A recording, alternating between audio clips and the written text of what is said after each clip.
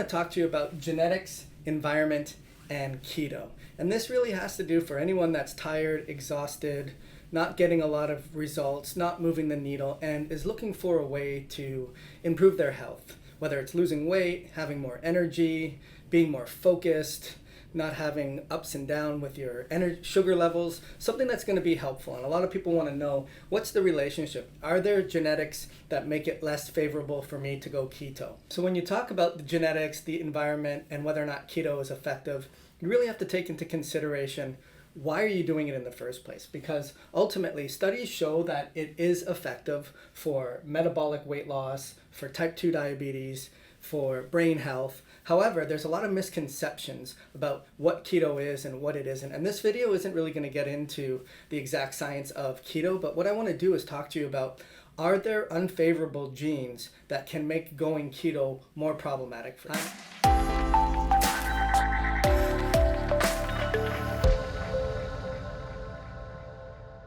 Hi, my name is Dr. Joel Rosen, and I help exhausted, tired, burnt out men and women all over the world by giving them information about the nutrigenomics and the epigenetics that really impact your health. We're really looking at the perfect storm of your environment and how it overlaps with your genetic predispositions to some way contribute to what you're dealing with. So there are studies that do show that there's really only 10% variation when it comes to the different unfavorable genes. Now, when we say unfavorable genes, we're talking about that going keto or eating high-fat foods might be unfavorable in terms of how your body processes it.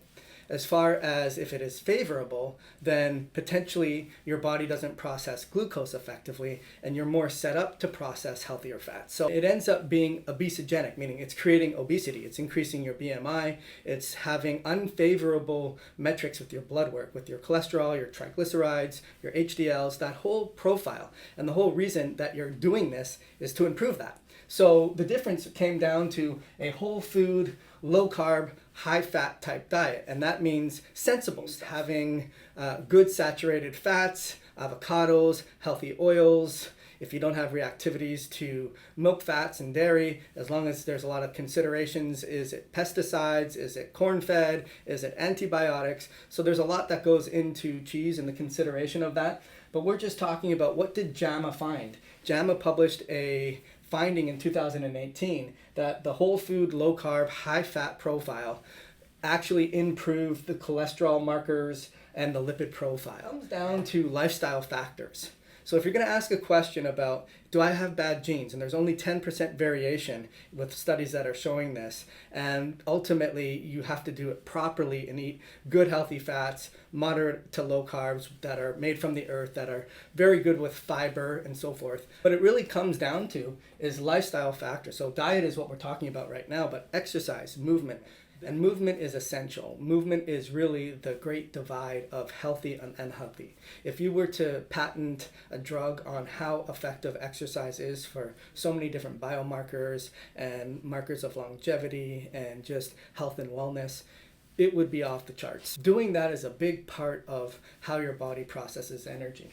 On top of that, it's stress. So if we're dealing with a lot of stress, and it's weighing heavily on our shoulders, without saying, if we're under a lot of stress, we're tense, we're introverted, we're probably not eating healthy, we don't have good healthy thoughts, we're not having good relationships, and your mind is constantly thinking, you might not be getting great sleep.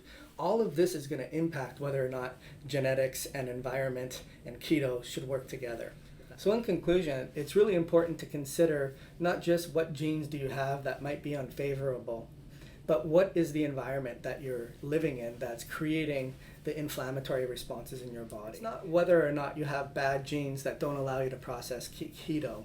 It's whether or not are you doing all of the lifestyle factors and the proper keto dieting or keto eating in the first place for it to have the effect that you want it to have.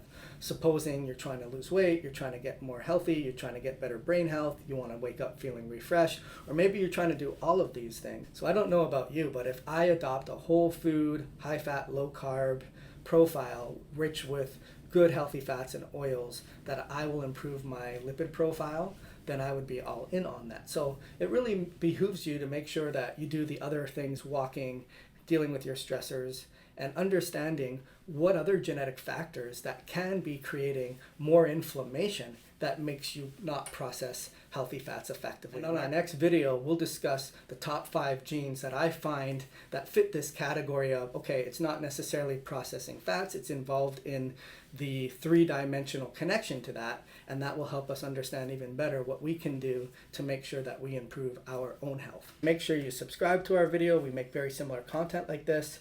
And also, just if you have any questions, put it in the comments down below and I'll make sure I answer them. Have an awesome day.